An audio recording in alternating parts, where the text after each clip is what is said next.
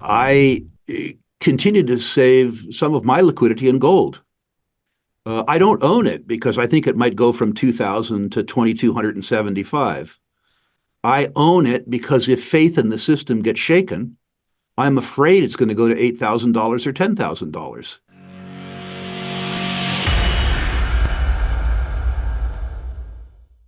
I am delighted to welcome back a man who is humbly described as an investor and speculator.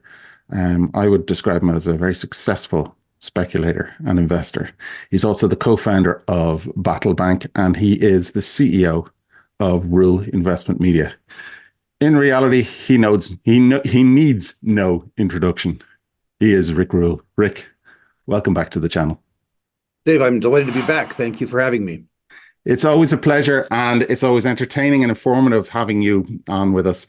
I'm going to start off. I'm going to say that if you're to look at the stock markets at this moment in time, you might be forgiven for thinking that, well, we're in a risk-on scenario, so everything is rosy. The global economy, in particular the US economy, is moving in the right direction. The Federal Reserve is managing to keep inflation well under control. They've done a fantastic job, and everything is moving in the right direction. Is that actually the case? Well, Dave, I need to say that the economy is in better shape than I thought it would be after nominal interest rate rises of the magnitude that we have experienced. I would have expected the global economy and the US economy too to have reacted more negatively to a higher cost of capital.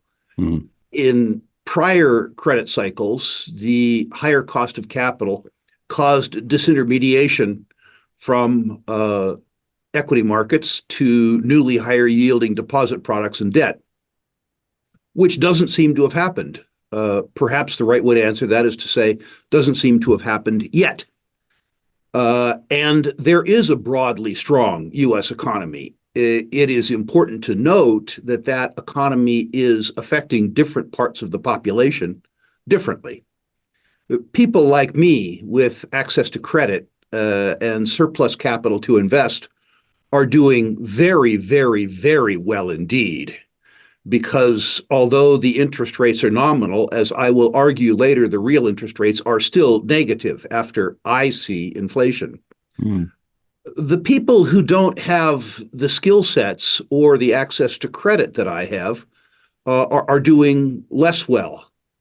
I note in the village that I live in that the starting wage at Safeway is $20 an hour, which seems like a lot of money until you look at the fact that average per square foot rents here are about $2 a foot a month. And what you see is, despite the fact that there is a very handsome starting wage for an unskilled 18-year-old, that 18-year-old still has to live with his parents, provided that his parents have a place to live. So I would suggest that the economic underpinnings, even in the United States, show some cracks. The second part of your statement, the part about the Fed, I frankly have to agree with. I think the Fed, given their mandate, has managed the economy quite well. As you point out, I'm the co-founder of yet another bank that is in front of the Fed as we speak. And in discussions, informal discussions, with the lower and middle ranks of the Fed employees, I'm not welcome at the top, obviously. But what I'm struck by is an organization that believes that they are the last line of defense between the US economy, the US government, and real inflation. They see no signs of fiscal rectitude from either the executive office or the legislative branch, and frankly, from either party.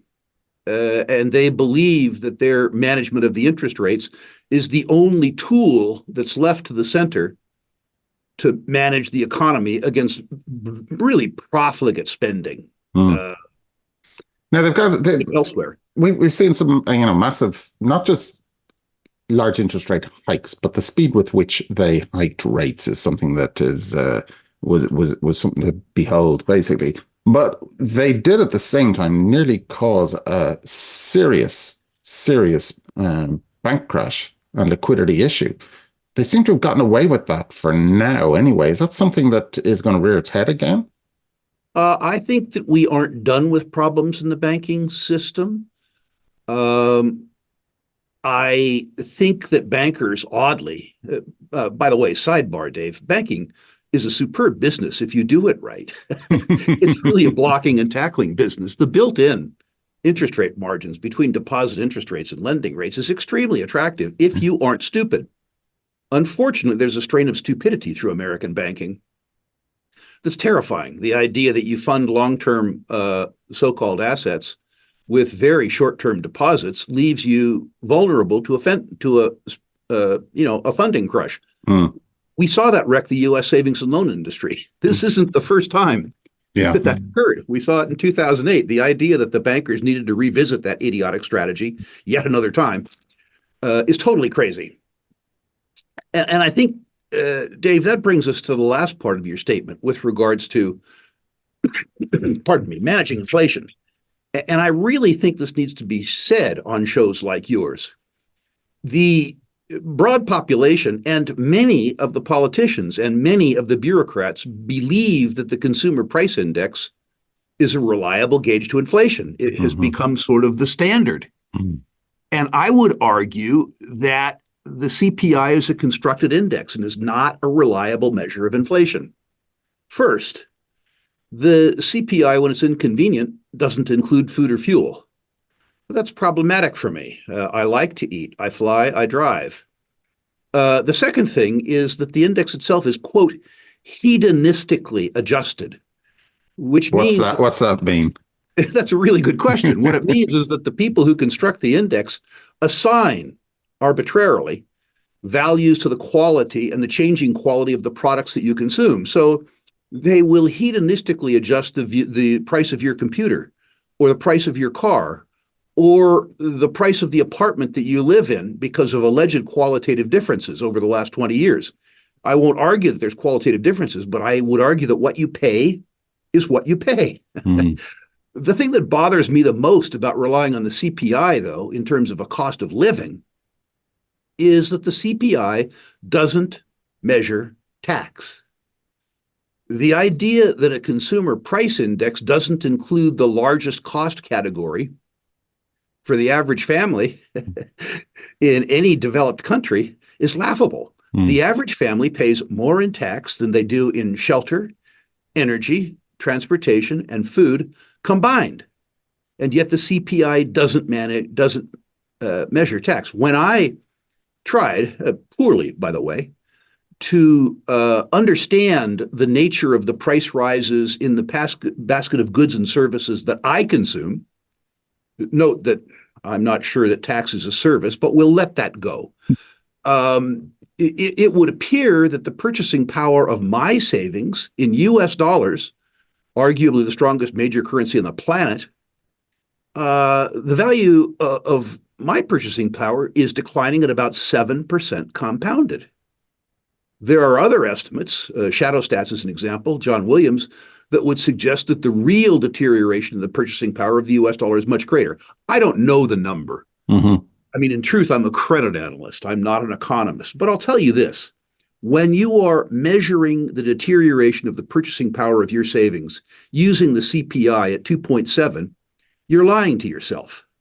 I'm not sure whether my number is 7, but I would argue for almost everybody in the United States, at least, that their purchasing power is declining by at least 5.5% a year, and probably at a greater rate. So the 3.5, 3.6% figure is nonsense, basically. Yes. And I would challenge any of your listeners to try and imagine a circumstance where it was true. What is true is that the big thinkers somehow, and I'm not a conspiratorialist, have caused us to believe that the CPI is a reliable number in terms of quantifying inflation, and it's not. And there's also another thing when it comes to inflation. One of the contentions I have is that it doesn't hit everybody in the same way. So even if it is 3.6% or 5% or 7%, first of all, that's an average. And ultimately, if you look at things like food and energy for lower income and fixed income people is a much greater percentage of their disposable income on a monthly basis than it would be for the higher income categories. So it's not something that's easily applicable across the board anyway.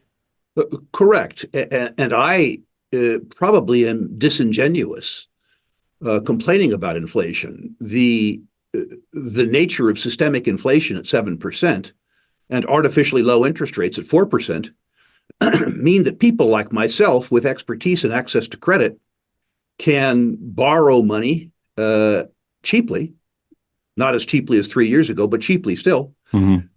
and participate in the fact that the replacement cost of the assets that we buy is increasing at 7 to 10% compounded. So although I inveigh, if that's the right phrase, against inflation, I've come to realize that for the last 50 years of my life, I've been an amazing beneficiary of it. There is a whole class of people that, while they argue against inflation, probably owe most of their net worth to it.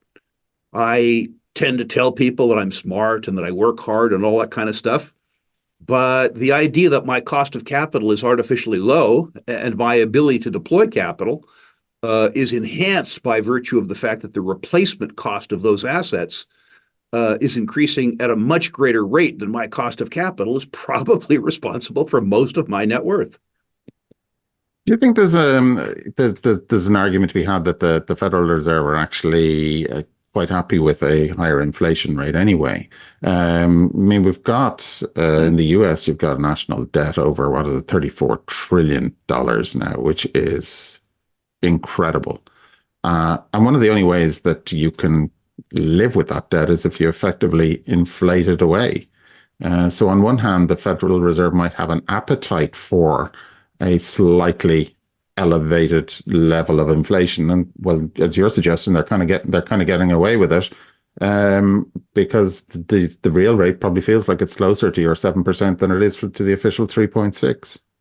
I think what you say is very true, and it's very true both for the reason that you described, but also much more importantly, because the off-balance sheet liabilities of the federal government are much greater than the on-balance sheet liabilities. For those that don't fully understand that, can you just explain that in Sure. layman's terms for us? Sure. It's estimated that not estimated, it's noted that the on-balance sheet liabilities represented by our obligations in U.S. Treasuries is, as you suggest, $34 trillion a year.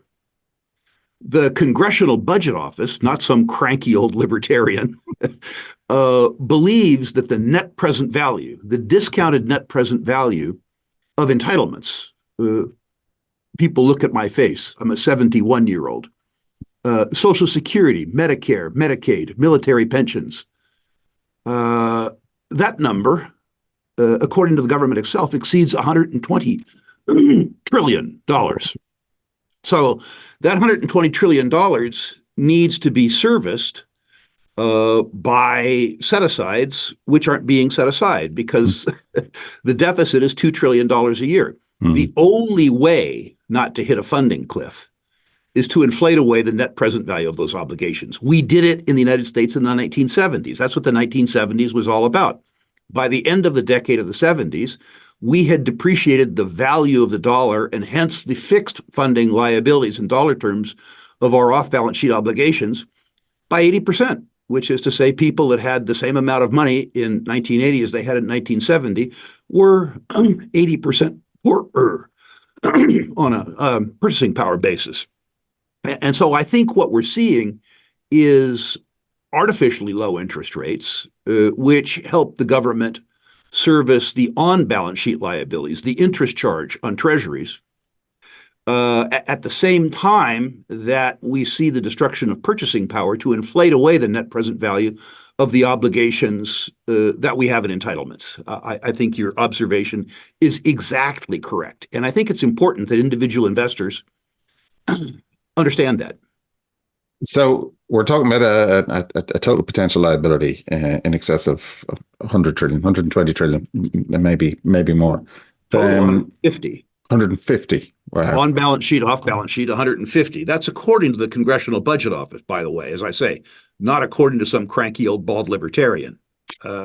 Now, when that effectively has to be funded, and it's through debt issuance. Now, there's two kind of aspects to this question. One is um, you're going to have an awful lot of debt. I can't remember exactly the figure it is that's rolling off and will be renewed this year.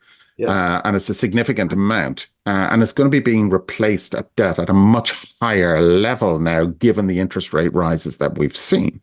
We have then got a situation whereby the interest payment as a percentage of the annual budget is going to significantly increase. So we've got this kind of snowballing effect.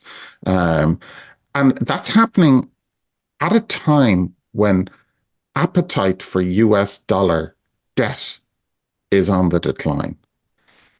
Is the writing on the wall? Where does this end? Where does it go to? I would argue that your last point is presently untrue. Okay. I would argue that appetite for U.S. government debt, not merely in the United States, but around the world, continues high.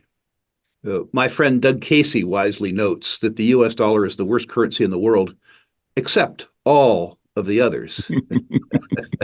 Or, as he so inelegantly put it too, the prettiest mare at the slaughterhouse.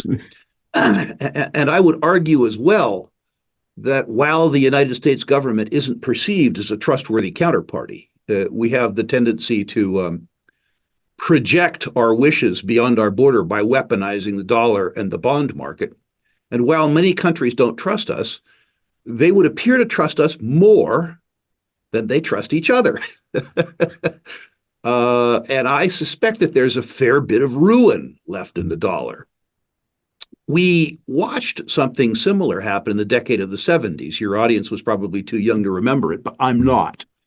And I remember very well in the first part of the decade of the 70s, the handwriting was on the wall with regards to the deterioration of the purchasing power of the dollar. But we'd come off of 2 decades of benign economic climate, the 50s and the 60s. And so although the writing was on the wall, people weren't skilled enough or didn't care enough to look. They were confident. It wasn't really until 1975 when the fear of inflation in the US began to take hold of the populace. The consequence of that was an ugly short-term blip in the real estate market, the bond market, and the equities market. And the Fed cut interest rates. When the Fed cut interest rates, in other words, when the Fed declared that inflation wasn't their concern, that home prices, mortgage interest rates, and the equities markets were their concern, that is when the fear of inflation really, really, really took off. I'm wondering myself, and I don't have the answer to this,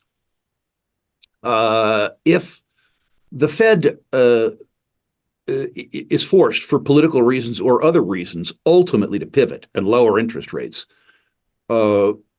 As I say, I'm not an economist, but I do have a vivid memory personally of 1975 and 1976. My suspicion is that that will change a lot of things. In the interim, there's a lot of demand for U.S. treasuries. They are viewed incorrectly, I think, as being riskless forms of liquidity during a period of time when there are enough concerns on the horizon that having liquidity is regarded as a prudent thing. Many people believe there's going to be a recession. Many people believe that the recession could eventually cause some form of liquidity crisis, some black swan, like 2008. And having liquidity during a period of time when nobody else has any is a very good thing. The consequence of that is that the U.S. Treasuries are still enormously popular instruments. I think they're popular partly because many of the people who hold them believe in the CPI. They believe in a 2.7% rate of inflation, which makes 4.25 or 4 on a 10-year Treasury look reasonably attractive. My suggestion is if you're making 4 in a currency that's depreciating by 7, you're actually losing 300 basis points a year. Doing that every year for 10 years has a very unpleasant impact on your standard of living 10 years out. It's not the smartest thing. Now, in terms of, we look at this, or if we talk about, say, the dollar's status as a global reserve currency, And that really came about because of the petrodollar, because of Saudi Arabia selling Right. its oil in dollars, and that created the appetite for U.S. Bonds.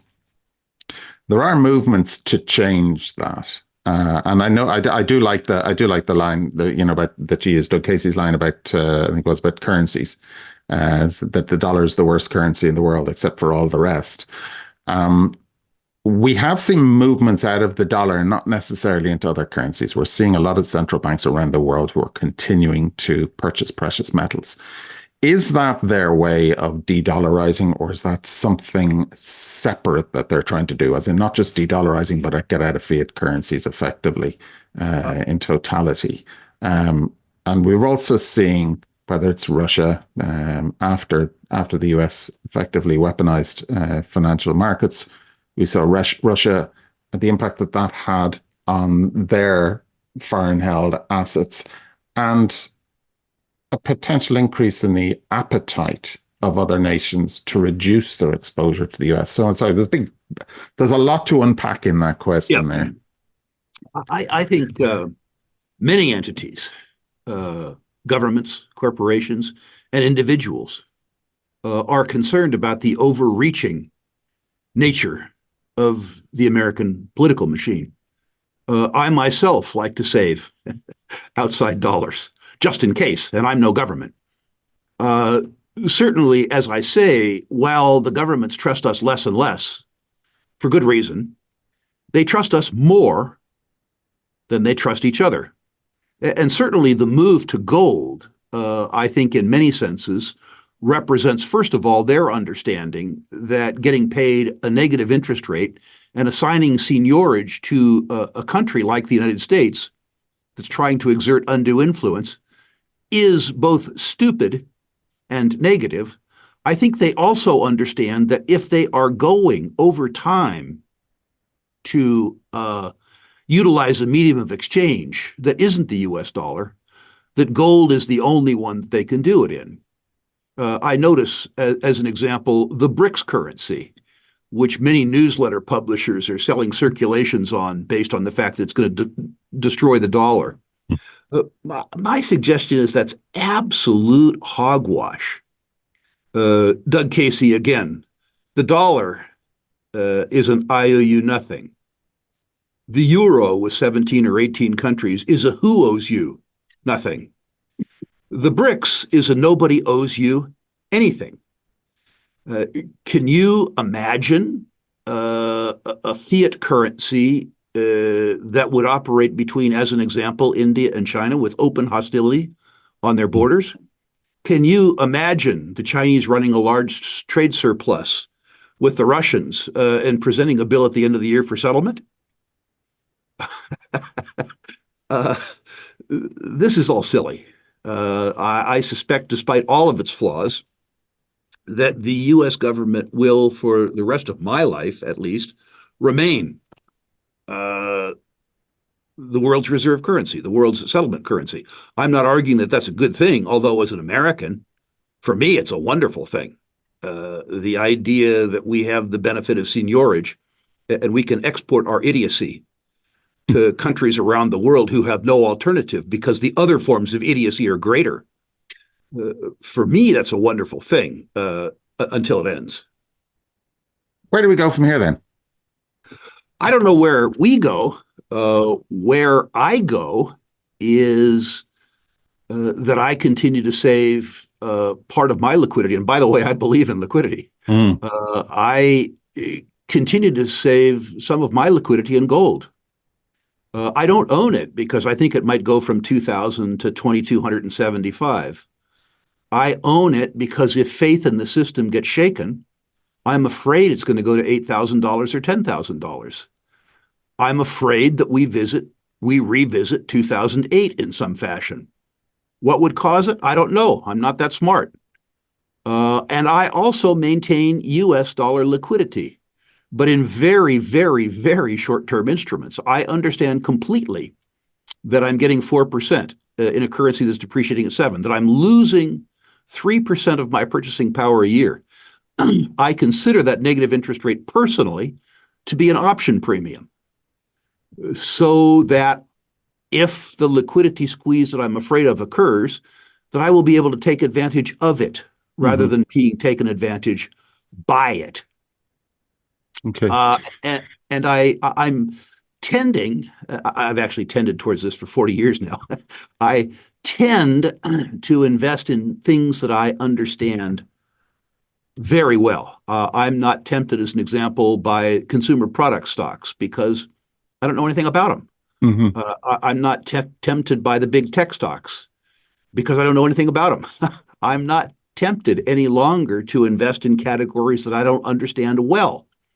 That means that I miss out on a lot of stuff, but that's okay because I think I miss out of catastrophic losses due to my own ignorance. So, I think that's a wonderful trade. So when you ask what do we do, I think everybody needs to decide for themselves what they do. Uh, I can only tell you what I do. Do you see gold and silver as instruments that should be in most people's portfolio based on what you're saying? I see silver as a more speculative asset, and I own some. Uh, Usually, gold leads the precious metals bull market. The narrative has to be established by gold, but when silver follows through, it goes further and faster. It, I am a speculator. The money I now invest carefully, I made by speculating wildly, and I do own some silver, but I own a lot more gold than I own silver because I'm motivated at present much more by fear than by greed. I'm interested at these conferences to talk to gold bugs who rub their hands gleefully and chortle about the fact that gold could go to $6 or $7 or $10,000. The circumstance that would cause that would be so damaging to the rest of your portfolio and to your lifestyle that it isn't something that you should be happy about. My lifestyle's really good. Hmm. And I hope, however old I am, David, when I shed my mortal coil, that right before that I look back and say, all that insurance you bought, all that gold you held was a mistake. Because that means that I lived a peaceful, uneventful life, which is what I would prefer to live. I'm concerned about the arithmetic around the world's finances. I'm concerned about the debt. I'm Specifically, what are you concerned about? Well, the big thinkers say we owe it to each other. Well, that's not true. The spenders owe it to the savers. And at some point in time, the spenders are going to have to renounce. They are either going to default honestly, saying times are tough, we're not going to pay, screw you, strong letter to follow, or they're going to inflate away the obligation. But in either sense, an actual or a tactical default, there will be consequences. There will be consequences in liquidity. There will be consequences in confidence. There will be consequences in politics. I don't know what they'll be. I'm not an economist. I'm not a political scientist. I'm a credit analyst and an investor and a speculator. So all I can do is prepare myself psychologically and financially to do my best to be available in all sets of circumstances. How I do that is going to be different than the way that somebody else might do it. If there's somebody who is a electrical engineer or something and is up on all these latest technologies, he or she may be better able to speculate or invest in enhancing other people's lives through technology. It might be a viable investment strategy for them. It's not for me. I can't pronounce most of these businesses, let alone understand them. Just to change tack, you're primarily a resource investor. Right. Now, there'd be a lot of people that watch our channel interested in gold and silver are also interested in the miners. We've seen a massive underperformance in the miners in comparison to the metal prices. Yep. Why is that, do you think? And is that something that changes in the next while? Why is that? I think for two reasons. I think that the actual success of technology in changing people's lives, and the reward to the proprietors of those technologies has been spectacular. And I think there has been disintermediation from traditional performing sectors, including extractive industries, to technology, Hmm. probably for good reason. But I also think that the mining industry in particular deserves its poor favor. If you look back to the decade 2000 to 2010, the gold price, if my memory serves me correctly, ran from about $256 to about $1,900. A handsome move. Mm-hmm. And the free cash flow per share on the Philadelphia Gold and Silver Index, the XAU, fell. Now, it took real skill for an industry to generate lower cash flows at the end of a decade where the selling price of their product increased sevenfold. That's a miraculous achievement and one that investors haven't forgiven them for yet. If you extend that to what I laughingly call the penny dreadfuls, the juniors, it's important to note that if let's say there's 2,500 of them worldwide, I don't know what the number is, companies that are or purport to be in the mining business or the exploration business. David, if you merged all those companies into one company, we'll call it Junior Explorco.